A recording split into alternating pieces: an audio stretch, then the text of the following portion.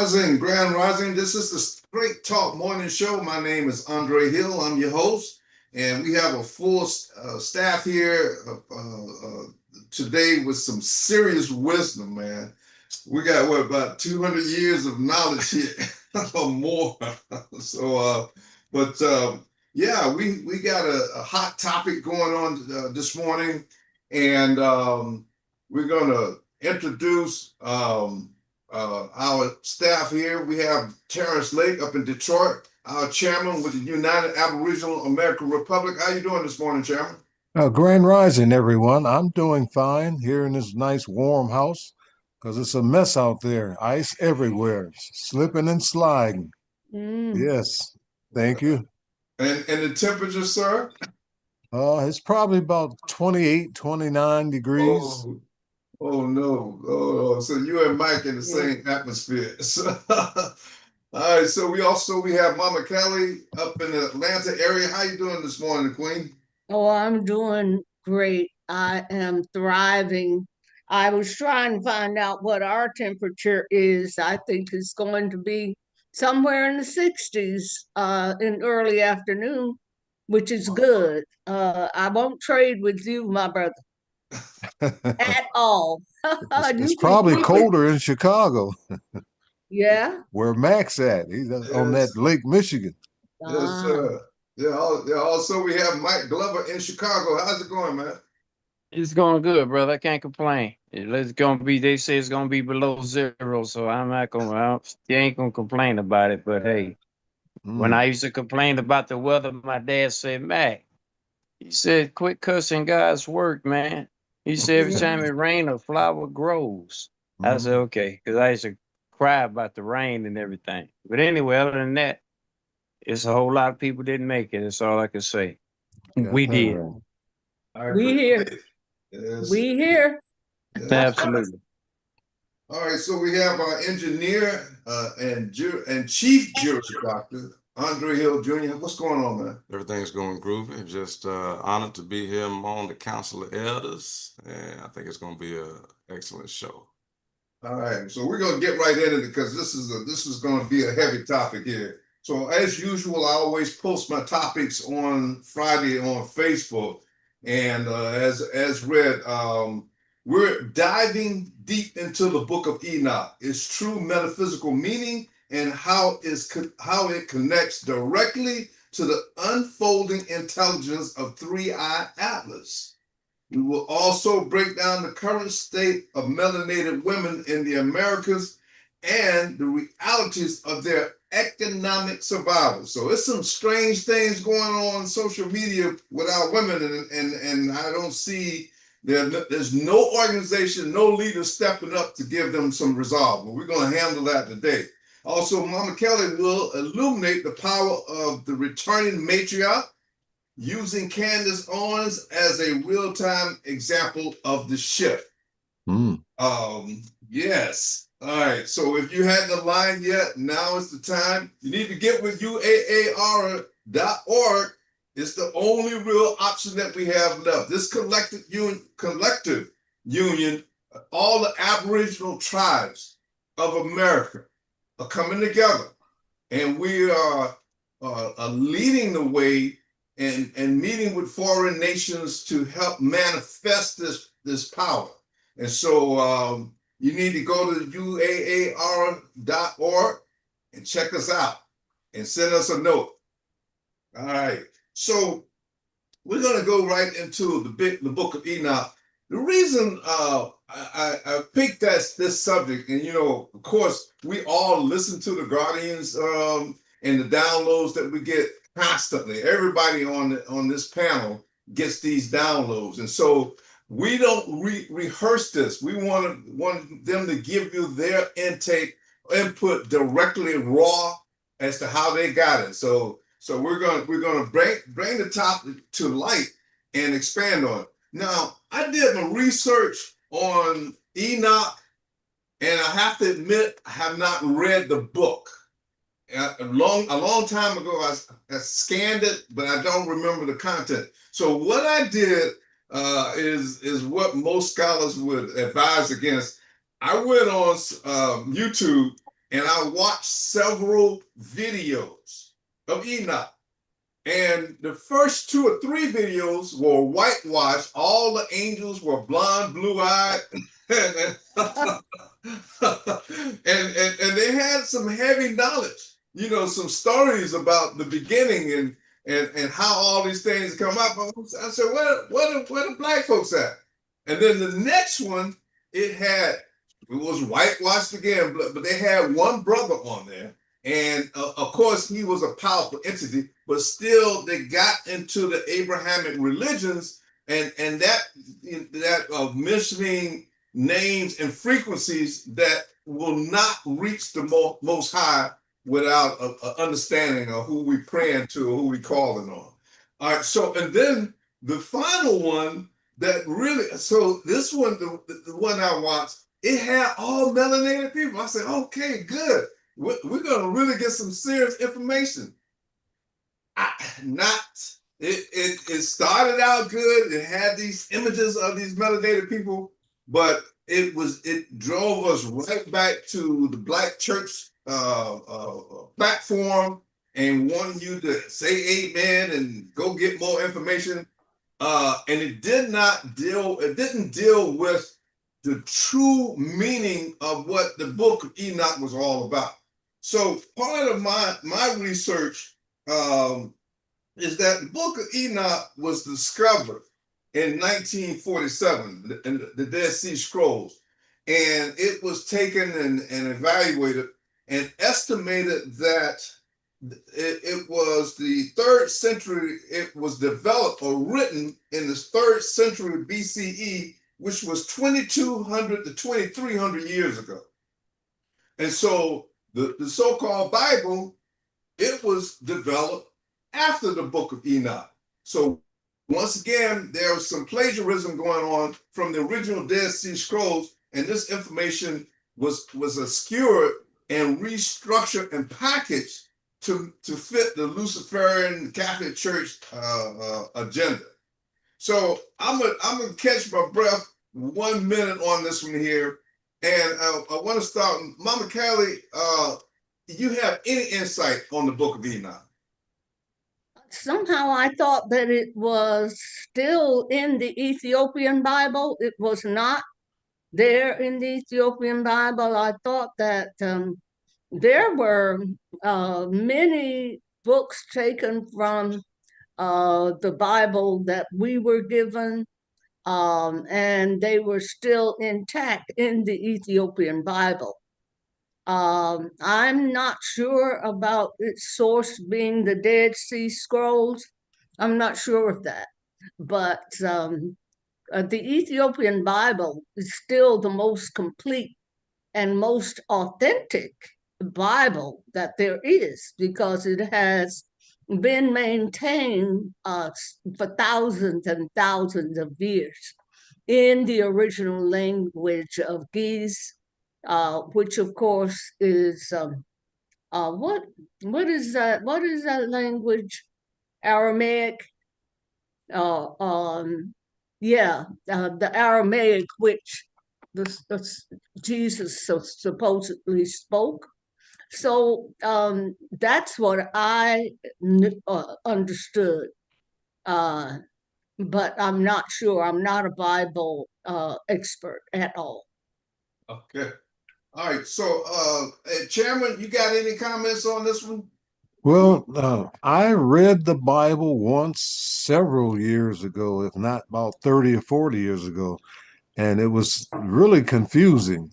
You know, the thing that I got about Enoch, though, that he was taken up, and was shown things and then brought back to earth. That's the extent that I recalled about Enoch. Oh, okay. Hey, Mike, you got some insight on the book yourself? Yes, sir. The brother Enoch, they say Enoch traveled with God. But the truth of the matter is that Enoch is the first one born who actually got on a ship and went out into the orbits with the gods. Mhm. They took him out. Enoch is the one when they took him out into orbit and took them to their world.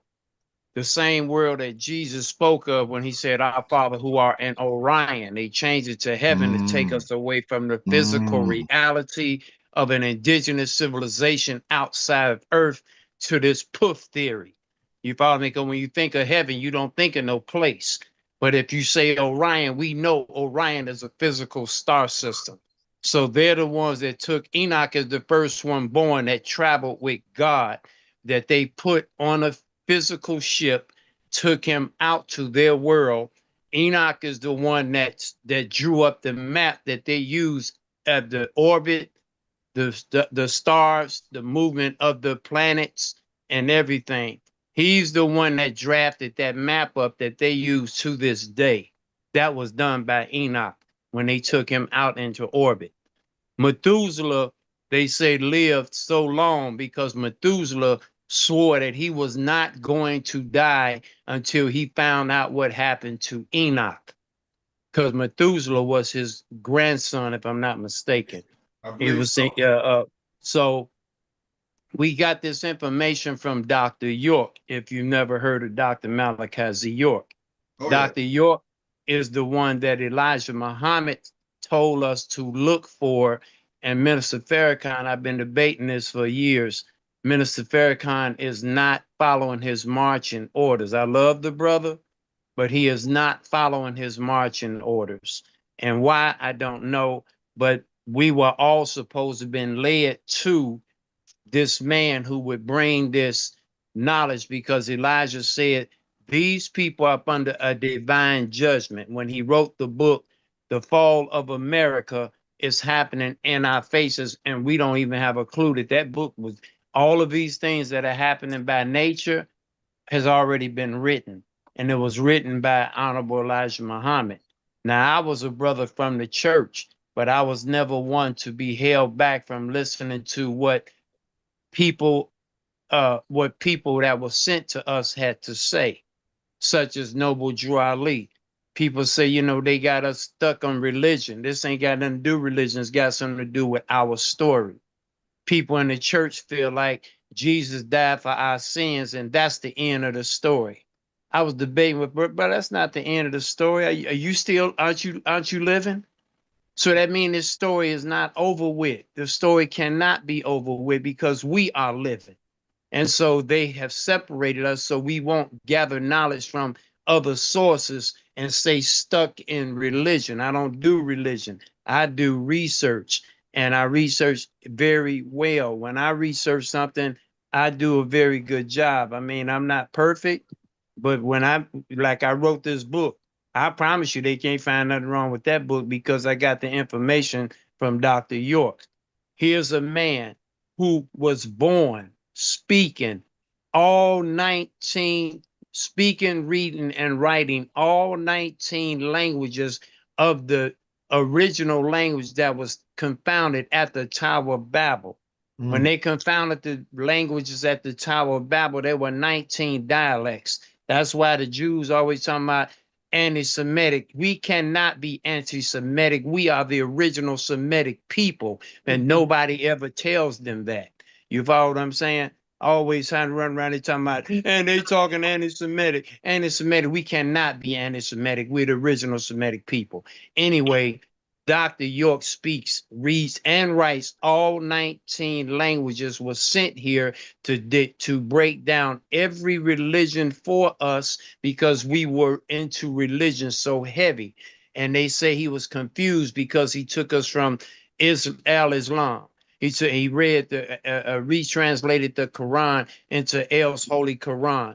When he went into Hebrew Israelites, he retranslated the Torah from Hebrew to English. He retranslated the Quran directly from Arabic to English. He speaks perfect Arabic. And then he did the revelations, the Holy Injil. He explained a lot of these things. Dr. Elijah Muhammad was the forerunner for him because he talked about, he didn't say a man's name. He said, look for this information. And if I'm a brother from the church who can connect the dots, then I know damn well the Nation of Islam could do the same thing. They refuse to do it. They are not accepted. They are not leading our people in the right direction. They're talking about L. Ron Hubbard and Dianetics. Oh my God. And Scientology. Now you know that's a damn shame. So you know. Hold on. So, and there's another issue that we got to talk about, Mike, and I got to ask you about Gaddafi when he wanted to give this money to the nation, and the nation backed down because Bill Clinton. But Mama Kelly, you had a insert. Yes, it's very interesting how Brother Matt was talking. I got a download. You know that the story of the Anunnaki here on Earth, and especially the story of Enlil. Enlil, of course, Enlil was whom they call Jehovah now, okay? And he was the evil god, so to speak. And his brother Enki was pretty much like we are, okay? Very much, very compassionate, intelligent, fun-loving, loves to have a good time. Okay. That was the brother who ultimately established, the human race, right? Now, the one that ended up being, according to what I understand, ended up being the first Hebrew was a direct descendant of Enki. Okay. And when the brother mentioned that, Enoch was taken to heaven by the gods, that descendant of Enki, whose name was Adapa, and you've heard Adapa, I'm sure you have. The Adapa, he was a direct descendant of the god Enki. And in my mind, I see him as the first Hebrew. And he was the only one because he was very, very intelligent, and he was raised in the temple with his father, Enki, and his adopted mother, who was Damkina, Enki's wife. So it's almost the same story as Moses being found in the bush and raised in the temple. But this with Enoch, it sort of came together for me that Enoch must be also that a direct descendant of Enki, or Ptah. Ptah's Enki's name in the Kemetic language and the Kemetic history. Enki's name was Ptah, Ptah, okay? And so I just wanted to add that because, Adapa was the one, the direct descendant of Enki, who was taken to the Orion constellation to meet with his father, his grandfather, Anu. I just want to insert that little bit because it just came to me that it must be the same story. Okay, so the outline of the Book of Enoch is as follows. Okay, so the Book of the Watchers. So once again, they paint, and I'm glad Mike explained that he was taken up into a vehicle and taken to another, because they try to create this metaphor of this mystical illusion, not really connecting us to the reality of the rest of the universe. And that's what this panel is all about. So the first book was about the Watchers, which were, they call them angels or whatever, they call them watchers, but these were extraterrestrials that were brought here to the planet to help guide the humans along. Some of them, got caught up with the physical plane and wanted to some of the women of Earth were so beautiful, they got caught up and they wanted to make love to them. That's how things turned in the wrong direction. Also, the Book of Parables and it's about the vision of the Son of Man and the Messiah figure. So the Messiah figure, from our understanding, these are volunteers. They are servants of the Most High on behalf of the species. So a Messiah is basically a teacher, one that remembers their previous life incarnation, and there are benevolent souls that come to a planet like this or a species and work with them to try to evolve, to raise the frequency. Also, we have the book of the astronomical book, that details the movement of the sun, the moon, the stars, and the 364-day calendar. Now, I'm gonna pass, and in 1 second, I'm gonna pass the ball to my son on that one, because we wrote a book called Lucifer's Revenge, and it outlines astronomy, astrology, and it ties into the Book of Enoch, because there were indications of the humans being labeled by different animals, and we know that as what we call hieroglyphs of different portals. When souls come through them, they are tagged with different animal symbols to help describe their nature and their balance in nature. Also, the book of dreams, visions, the symbolic history of the world from creation to final judgment, and up to the flood and where we are right now. Also, the epistle of Enoch, the apocalypse, and the chronological prophecy of history in weeks, and also the warnings to the wicked and encouragement. So the whole purpose, and before we pass on to Julian, and because he outlines certain things, the whole purpose, we're not doing a Bible study.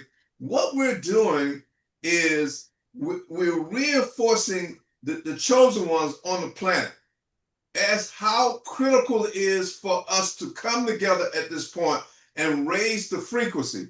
I was in the environment with some Caucasian men the other night, and when I told them, I said, listen, this whole paradigm is getting ready to shift, and it's no longer physical, it's spiritual. And they said, well, we can't give up the land that we acquire. I said, we don't have to by force take the land. All we got to do is raise the frequency, and the laws of karma will step in. So that's the whole purpose of us talking about Enoch, to help you understand the reality of how we come together as a collective, and we focus on the same frequency. And any of those demons that want to continue to create obstacles, blockades, and barriers, our thoughts are going to eliminate them. All we got to do is think. If you block us, if you attack our women, if you stop us from moving in the direction of being recognized as the chosen one, the original humans of this planet, you will be destroyed. And our common denominator, our collective thought, will destroy them. And so this is where we are right now, because the line is in the sand, and it's either you get out of our way or you die. Okay, so the astrological and astronomical part, Junior, based on our book Lucifer's Revenge, explain your understanding of how this particular issue with the sun, the moon, the 364-day calendar and all that has an effect on the events on Earth. All right, let's go back a little bit. And again, I know you said it's not a Bible study, but it is a metaphysical conversation, though, right? And just giving a little context on astrology as we know it, where it came from, as it all relates to the Anunnaki, because that's what we're sourcing right now at this point. Because when we talk about Enoch, we talk about his experience with the Watchers. That's who he was having an experience with, the Anunnaki. That's who took him. That's who showed. That's who gave him a tour ride, around the the neighboring, celestial neighborhood. And and as we look at it, we look at the lineage of Enoch. Enoch is, again, son of. They actually got it. They got him in two different lineages. They actually have him as the son of Cain and the son of Adam. But I'm sorry, son of Cain and the son of Seth. Either way. Methuselah is either his son or grandson, depends on which lineage you're looking at. And then also too, Noah is in that same line. Noah's in that same line. Um, and uh uh and like Mama Kelly was saying, uh they were the lines of what they call Adamu or Adapa, right? And it's important to kind of know, both of them, because there were some humans that Enki created, and there were some humans that Enlil authorized to be created. Two different groups, though. Interesting. Two different groups. Two different groups for two different reasons. And I got to kind of put this in there because it segues into our concept of astrology, especially Western astrology today, and I get into that. But we look at Enlil like he's a bad guy. Listen, before I get into this, I'm just objectively speaking on this. I ain't got no dog in it either way, right? But Enlil had heirship to the throne. Just to make this really simple, he had heirship to the throne, and so he had a job to do. Right, mind you, we got to really look at, if we really look at the actions of Enlil and try to understand them, we have to kind of take a look at what his position was and who were his predecessors. Like Mama Kelly said, Anu was his father, but Anu still was fourth, fifth generation Anunnaki. He was still later down in the line as far as the Anunnaki goes. Their main patriarch and matriarch was Apsu and Tiamat. Yeah, right. First two, right? But when you look at Apsu, and when I say look at him, you're not going to find too many depictions of him. You may very briefly hear him described physically, but Tiamat on the other hand was described in great detail, right? She was known as the Dragon Queen. In other words, you take a look at how they describe her physically and what some of her attributions, actions were. It's kind of obvious that she was some type of dragon and or reptilian or draconian or something, right? When you look at Tiamat described, right? And so you ask yourself, okay, how does a dragon woman have a family by a humanoid man? And why are we assuming Apsu is a humanoid man? Because all of their children look humanoid. All of the Anunnaki look humanoid in nature, right? As they were depicted in Sumerian texts and Sumerian engravings, right? So bringing all of this into focus, when we take a look at the Sumerian culture, which became the Babylonian culture, which were the curators, the Babylonian culture was the curators of Western astrology as we know it today. They're the ones that came up with the base 60 system. In other words, dividing circles and cycles into 360 degrees. Sumerians came up with that. Or they're the ones that propagated it the most. And even the zodiac and the constellations, in other words, by divinatory practice, assigning anthropomorphic hieroglyphs to constellations. Because mind you, guys, I'm a what I like to call myself a heavily seasoned astrologer. I've been studying it for a long time, subjectively and objectively. When you look at constellations, in other words, the actual stars, and you connect the dots on them, a lot of the times they look nothing like the actual zodiac hieroglyph. So you ask yourself, what made them assign this hieroglyph to that constellation, right? Of course, it was divinatory. That wasn't necessarily logical, but it was divinatory. It was the process of creating realities, right? But them coming up with the concept of, hold on, I'm gonna put some of y'all on. I'm gonna stop some of y'all's videos. It's all good, but y'all here. Side note, peace and love to all the family in the tribe that showed up. Appreciate y'all being a part of the podcast. But on this one, family, we gonna let the elder speak. I just so happen to be, gracious enough and been here doing this for a while, so they respect me enough for me to speak on the subjects. But appreciate y'all being here. But this is mostly for the elders, and because I'm gonna land this plane soon too.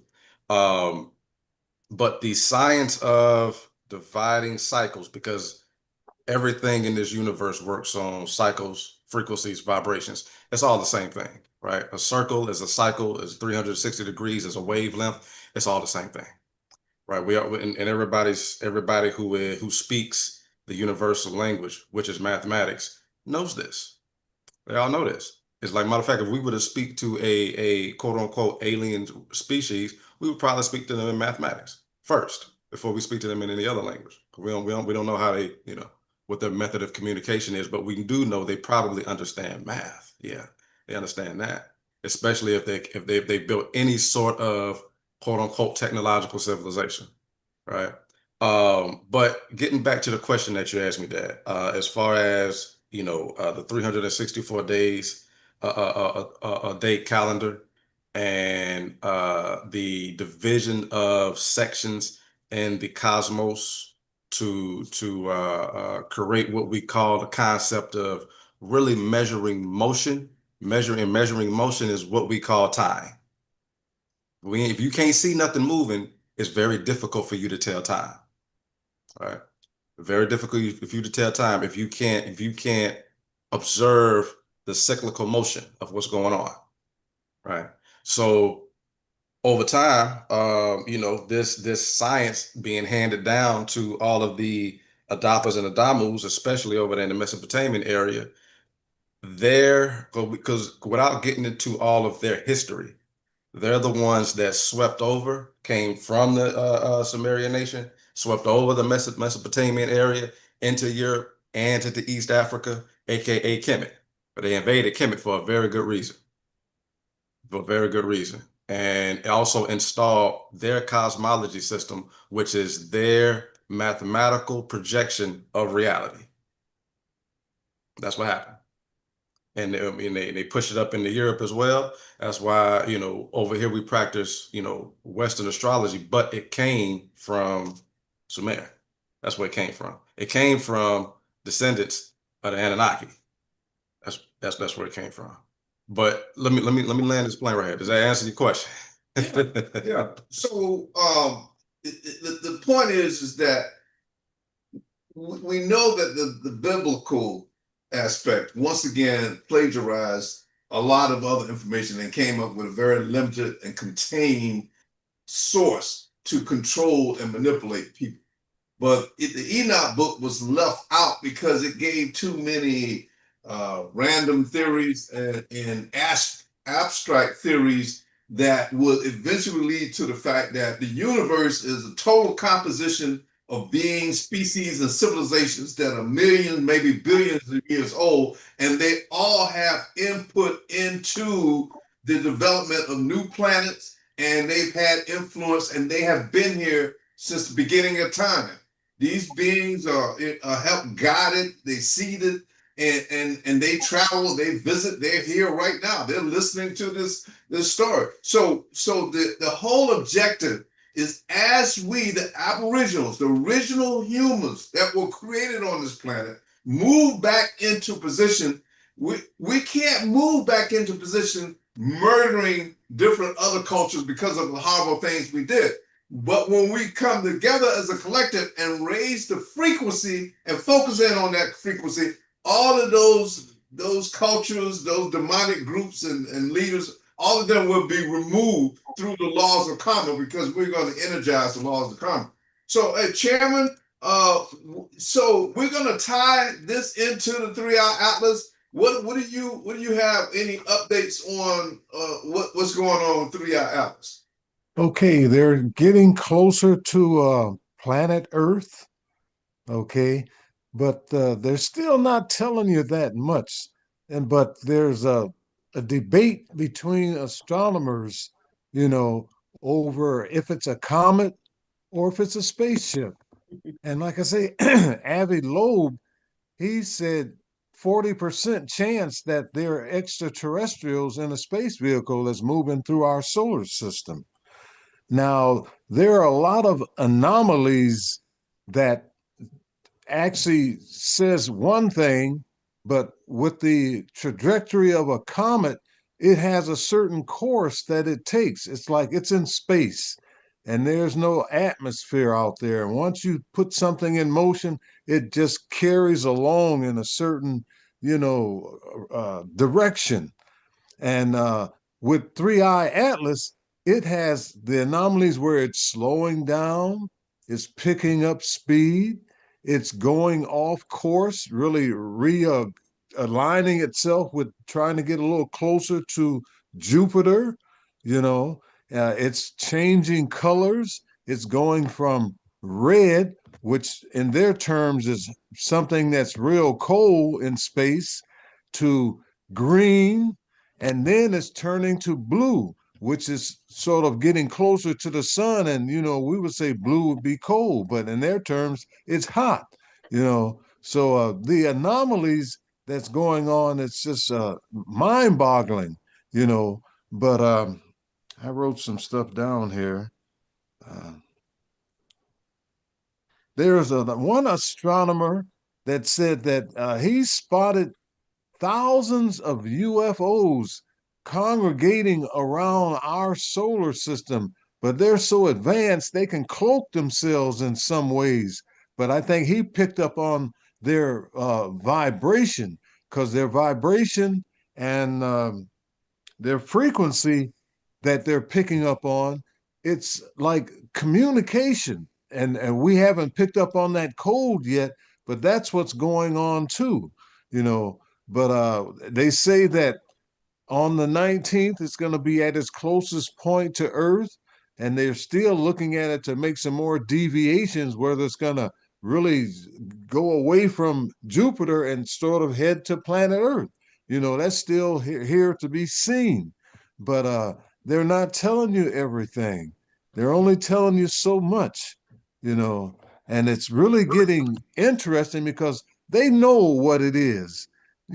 From when it left behind the sun, it's heading towards Jupiter. And as you could look out at night and go outside at 10 o'clock, you can see Jupiter. So it's headed in that direction, but you got to have a good telescope in order to pick up on 3-eye Atlas. And they've got every astronomer on planet Earth viewing, 3-eye Atlas right now, just making their determination on what they think it is.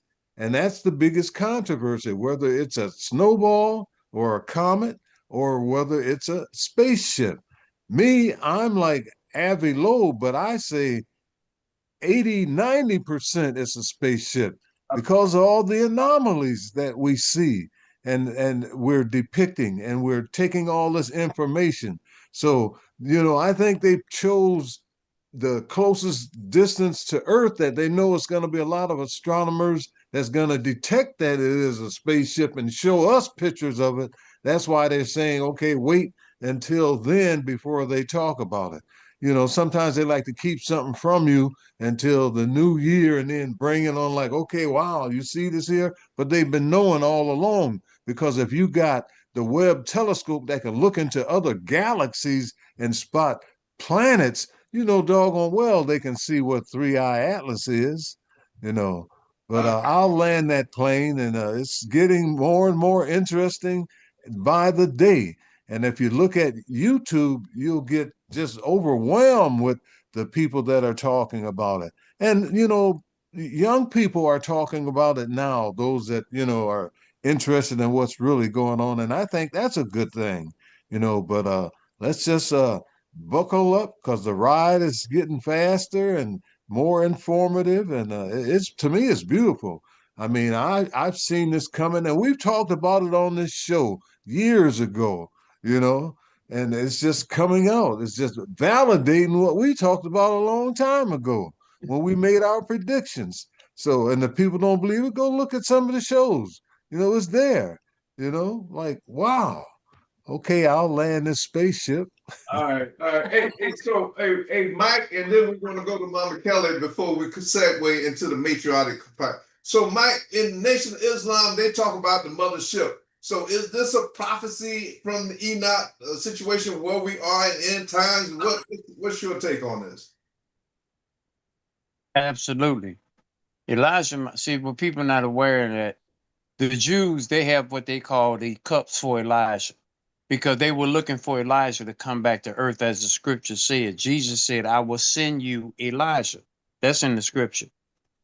They were looking for Elijah to come, but they missed Elijah because Elijah that was to come was Elijah Muhammad.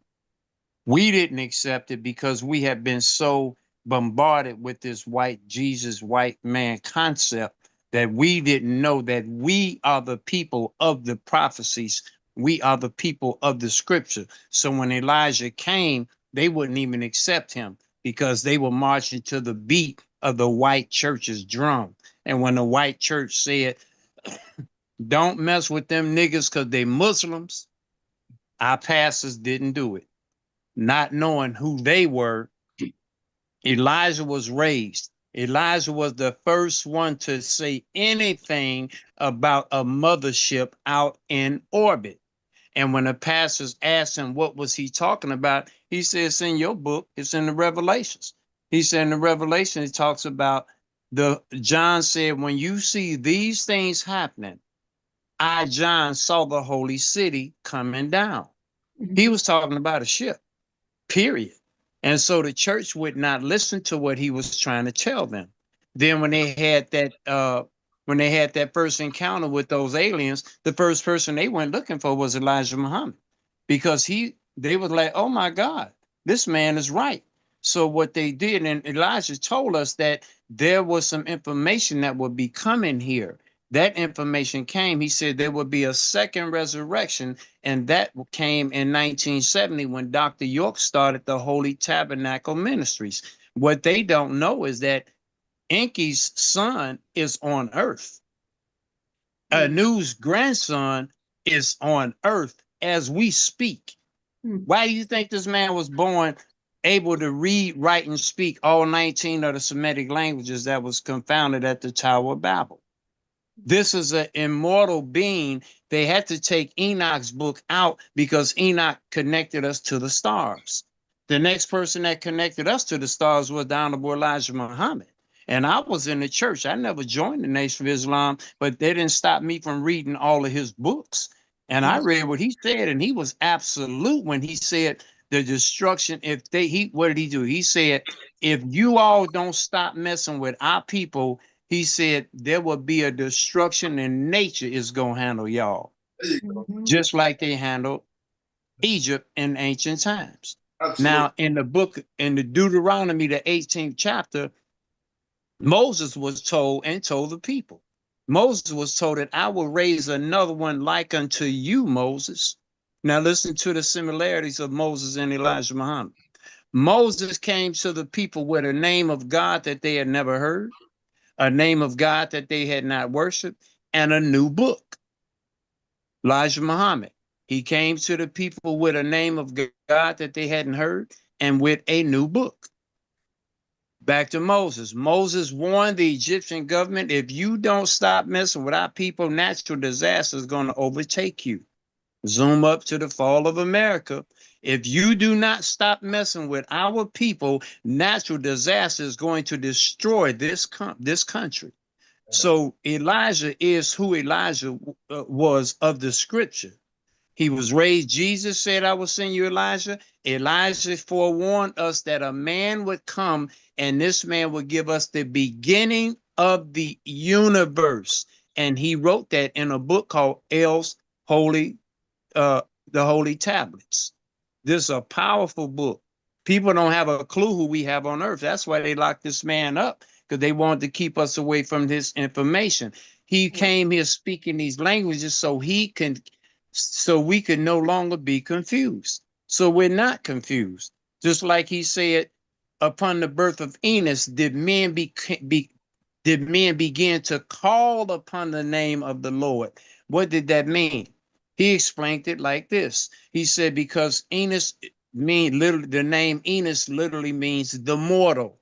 He's the first mortal born, fully mortal. And from that point, we had to call upon the name of the Lord, because before Enos's birth, we didn't have to call upon the name of the Lord because we were in direct communication.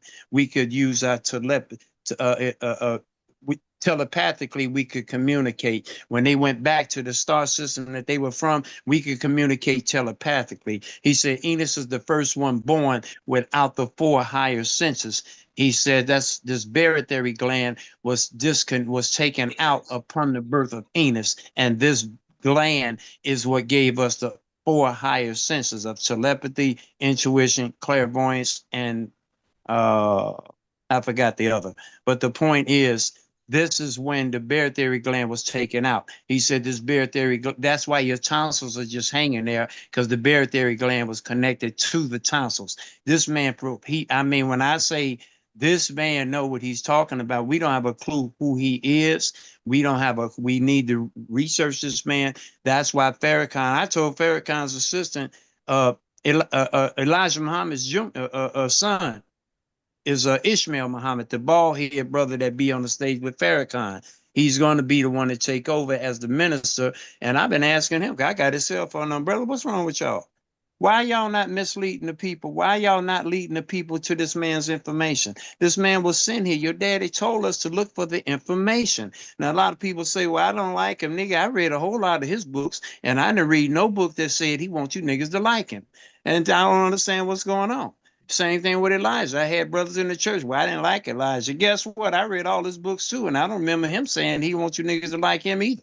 You follow what I'm saying? They want to talk about what he did and what he didn't do. I don't care about none of that.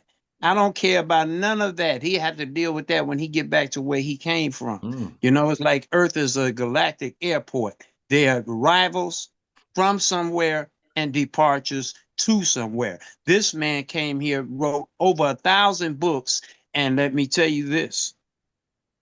This man has been here all through the scripture. You read about a man named Melchizedek, right? They say Jesus was a high priest from the order of Melchizedek, but they don't tell you who Melchizedek was. They put all emphasis on Jesus. They took us away from Jesus, introducing us to the Most High, and introduced us to Jesus. That's not why Jesus was here. And that's a fact. So you have this immortal being, Melchizedek. He's back on earth. This is Enki's son. He's here now. In ancient times, he was known as Murdoch in the times of ancient Samaria. When he was here, he was known as Murdoch. He came back during the time of Abraham, 14:18, Genesis 14:18, known as Melchizedek, who introduced Abraham to the Most High. He came during the time of Moses and Jesus. He was known as Melchizedek. Hebrews 7 says Jesus was a high priest from the order of Melchizedek. During the time of Daniel, when he came, he was the angel Michael who told Daniel, seal up the words in this book, Daniel, until the end times when the people will be running to and fro and knowledge will be increased. This man is now back on earth, opening the very book that he had closed and has released information that's never been revealed to the world. We don't even know that. Since he's been in jail, he's written over 200 books in jail, releasing that information that was sealed in the book of Daniel. We have to reach out and look and YouTube this man, Dr. Malachi Z. York. They locked him up and slandered his name for a reason. Oh yeah, Mike, we're familiar with that, and the piece that once again we're focusing on raising the frequency, and we got to tap into that knowledge. But there's a disturbing trend, and you know, and I'm all over social media because I'm taking the pulse. Our women are disenfranchised, and they are moving into a position where the men of our tribe, even though we're moving into a position to protect and build for our women, but they are trying to look for alternatives. They're trying to connect to survive in this European capitalist system, and it's you know, so now they're projecting themselves on social media. I'm for sale. What's the highest bidder? And it's disturbing when they need to be moving in the direction of creating the matriarchic infrastructure of our society. Mama Kelly, you would tell me about Candace Owens. You would tell me about the power of the matriarchic system. You know, and I'm conveying to our men, we're not threatened by the matriarchic system, but we know that the feminine energy, with all the chromosomes, is the ones that's going to build the infrastructure that's going to nurture our children and do all these things. Mama Kelly, what's your take on the matriarch structure and Candace Owens? Well, they're really two independent, although connected. And it's going to take quite a bit more time to get into it and help it to flow. Then we only have a few minutes left on this broadcast. But the one thing that I do want to point out, and a lot of our people who are hung up now in we are Indians and they're doing all the investigation and finding evidence and all of that, which of course we must do because we will be taking over the direction of how the world will move, okay? And especially the women born in the African diaspora. I call it the African diaspora so that everyone understands what we're saying. And also I want to say thank you to Brother Matt for his in-depth information and actually elevating our brother Malachi's York. I too have studied, I've got probably about 50 of his books, and I have studied and even went down there to Eatonton, when they were there. But at this point, we have to look at bringing ourselves together as a family, indigenous family here on Turtle Island. That's one thing we have to do. But we also have to look at and work on how we're going to deal with the squatters who are still here. And they are Luciferians, okay? They are really very, very, very evil. I mean, more than you even thought that the devil could be evil. We're seeing that those who are in power right now have a level of evil that we really, really cannot, we can't even feel it. It's so deeply evil and wicked. But there's one thing that's happening. They tried to pull a 9/11 in our face a few weeks ago. I think that was on 9/10, one day before 9/11, when they killed that boy called Charlie Kirk. See, that was also meant to traumatize the people so that they could implement another level of control and bring those who are leaving from the control mechanism, like the religions and this this false history that we're given in school. People are moving away from that in droves, and so they realized that they had to do another major trauma to the people, and that was the attempt that they made with this Charlie Kirk assassination. Okay, now I don't think I was watching it because it wasn't something that I would tune into to watch live. But of course, they repeated and repeated and repeated and repeated. I don't care where you are, you're going to see it. And so, like so many people, we're sitting there looking at it, and then we're wondering why it's happening the way it's happening. Okay, we saw the anomalies after this Charlie Kirk was so-called assassinated. He was assassinated in front of the world, live stream. Okay, and so it was supposed to traumatize the audience, including worldwide, into, going back into the box of control, the control box, going back into the matrix. But there is one of our sisters who is pushing the envelope on the lie that there's this MK Ultra thing that is going down to, fool the world again. Okay? And that sister is Candace Owens. Now, even Candace is not, and my grandmother's name was Candace, great-grandmother was Candace. And I have a granddaughter who is Candace. And so, I know Candace very well.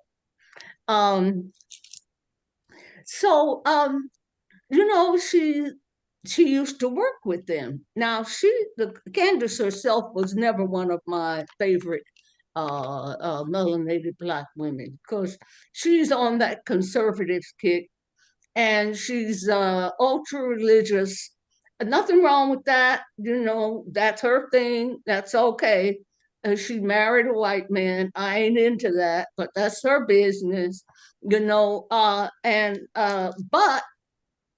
with this now, this so-called assassination, and she, of course, was watching it live because she used to work with Charlie and that, what is it called, Turning Point USA?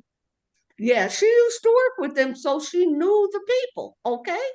So as soon as she saw all that madness going on after he was assassinated, and she started asking questions. Well, why did they remove the SIM card and the camera behind him? What happened to the blood?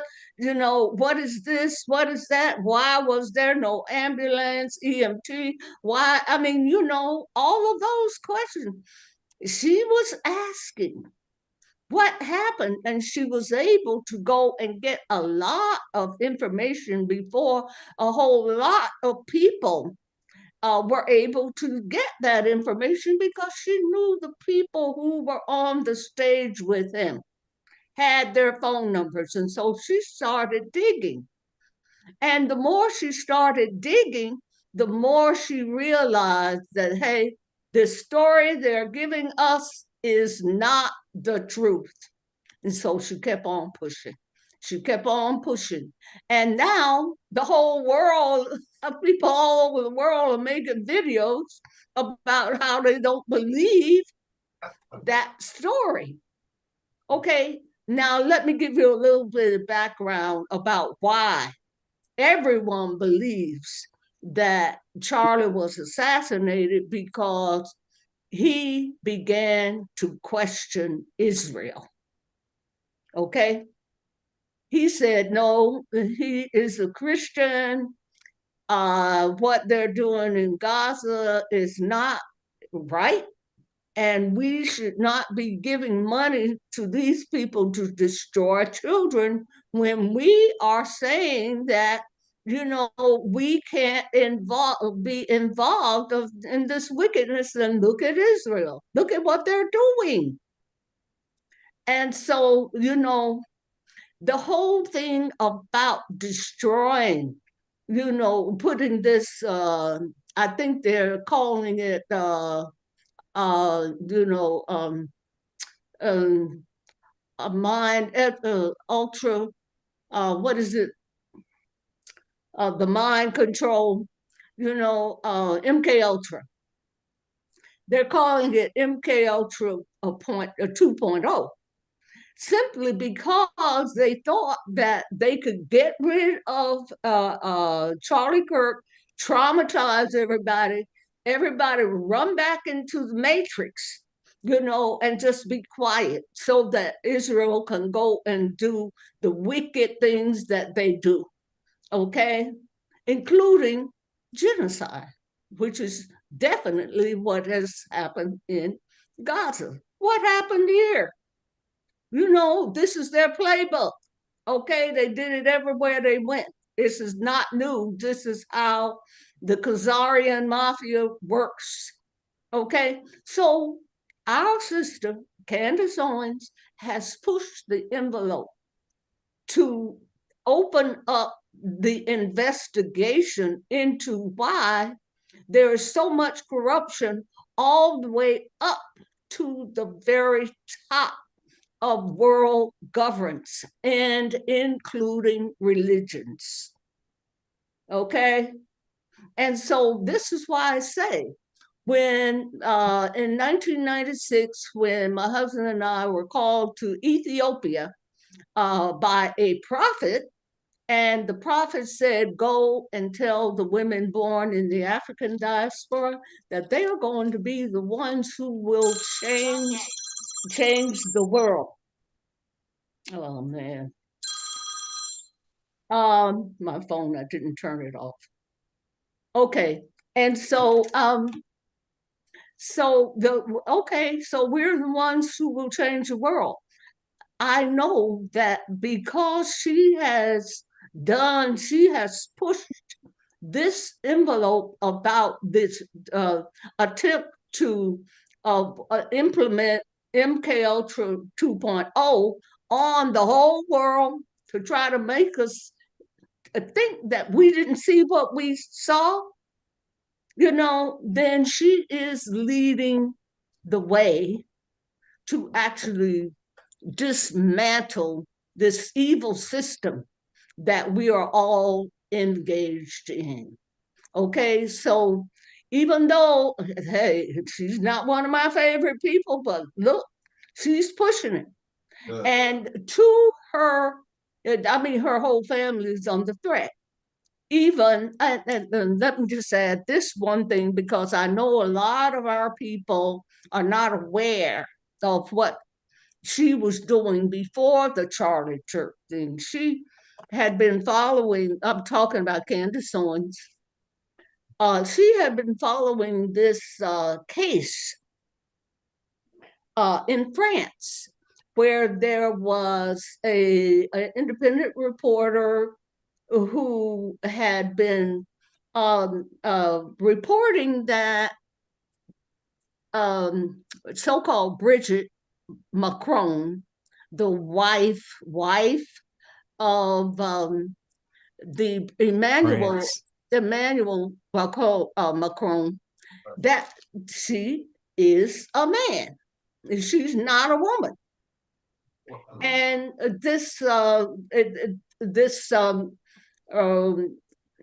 the reporter in France who took it to court, and the decision was passed down that it's true that Bridget Macron is a man married to Emmanuel Macron, who is the president of France.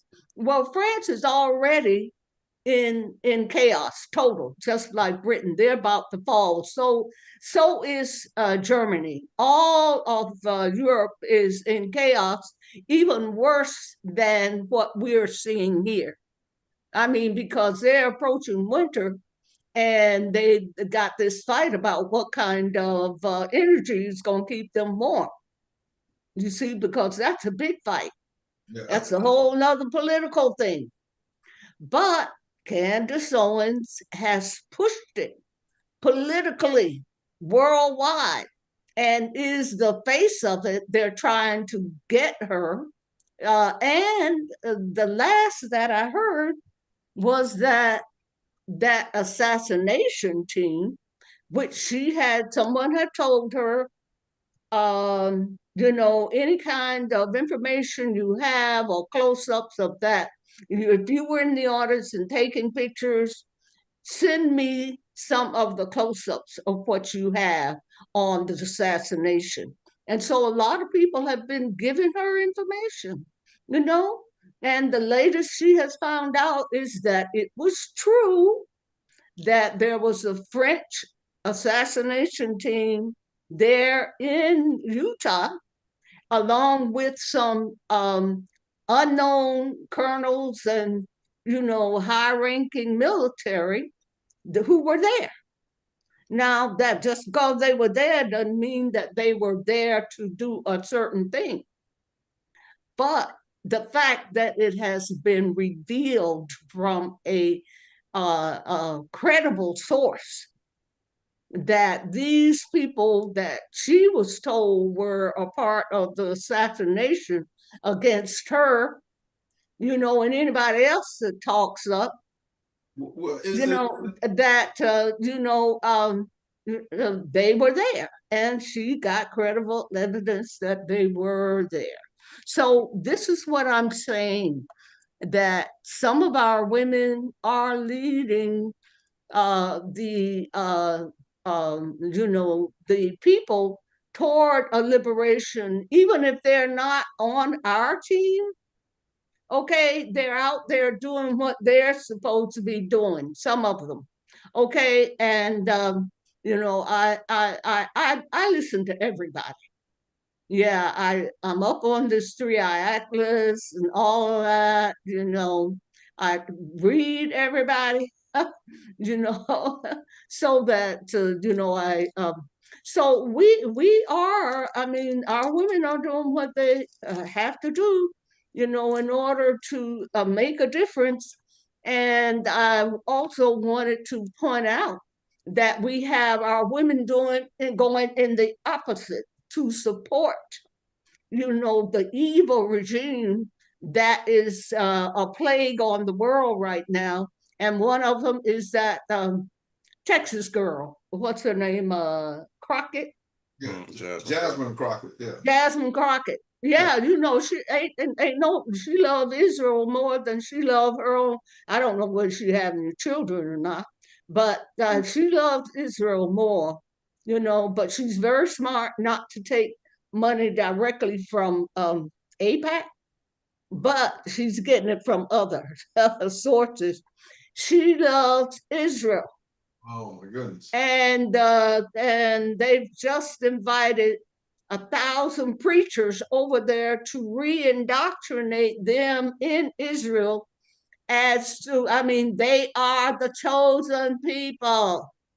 And they're bringing 10,000 more preachers that come to our neighborhoods and get that money from the AIPAC and all those other. Wow, that's wicked. So they're going to bring 10,000 more preachers over there to re-indoctrinate them, put them under this MK Ultra 2.0 to get them to come back here and bring down that level of awareness that our people have moved into. But even that is not going to work. No. Their time is up. Their time is up. Mama Kelly, what would you, the disturbing part, I know is a daunting mission to get our women to understand that getting involved in that, you're actually becoming Luciferian. But what do you say to our women, the Trump administration, they are intentionally creating an economic situation for our women, put them in a desperate mode. What do you say to them? The UAAR want to reach out and embrace them and even protect people like Candace Owens from a hit squad. If she comes into our bosom, which she may or may not want to do, but what will you say to our women that's in the chaos right now? You have to hang in there, and you have to have faith. Don't look to any of these religions to actually protect you, because like even Brother Mac has said, hey, look at what happened in the Nation of Islam. Where are they going with Scientology? L. Ron Hubbard. Elijah Muhammad, he's probably in a fetal position in his grave right now because of what Farrakhan is doing. But you got to remember when Farrakhan was so sick with prostate cancer, and he made his last appearance at the Savior's Day, and he looked like he wasn't going to last another week. I don't remember if you all remember that far back, but I do. Then about 6 months later, here he come back. He's all healthy, looking good. Honey, I don't know what but he probably made a deal with the imposters, you know. They're supposed to be good doctors. I don't know about that, but they sure can remake you. I know that. And somebody remade Farrakhan, so maybe he made a deal on that. I don't know. It ain't my business. All right. Okay.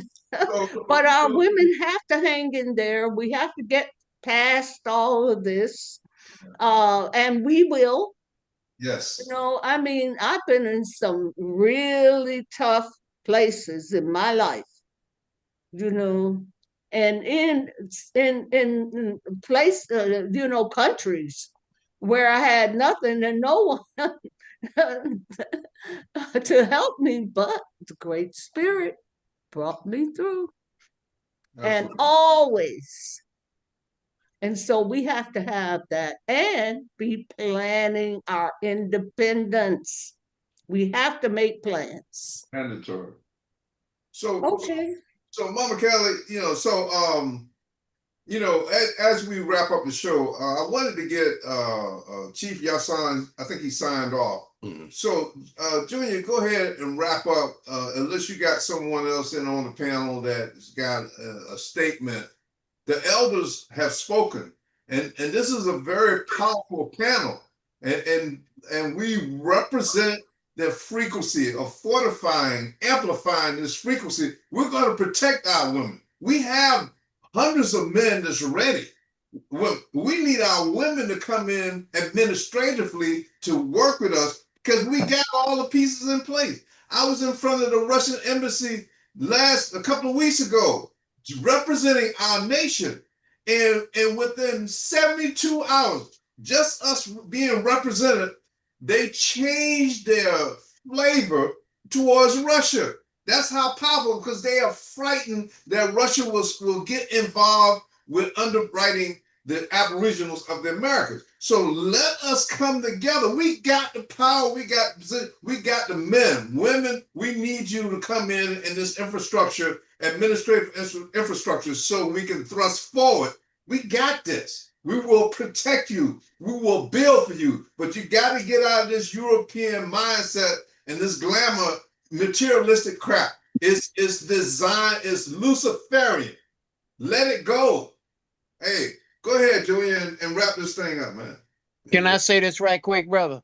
Yes, For the women, the brother wrote a book. Please find this book. It's called The Sacred Feminine. Look that book up. The Sacred Feminine is nothing like it. It's talking about the matriarch system that we're going to be living by. But it's saying that it's talking about the women, particularly that book. All women must have the Sacred Feminine. And I thank the sister for bringing it up about Farrakhan, because I've been saying it too. Ever since them demons operated on Farrakhan, he has not been the same. Wow. I don't know what they did. Hey, so let's sisters, come on. Hey, to our women, the minute you come back to us, the war is over instantly. Hey, go ahead, Junior, wrap it up, man. All right, I think it's been a hell of a show, as I anticipated. I appreciate the elders and all of your wisdom. It's been a great show. This is the Straight Talk Network show. As always, we love y'all. Peace and love. We'll see you next week. Peace Next out. week. Part Peace and part peace. two of today.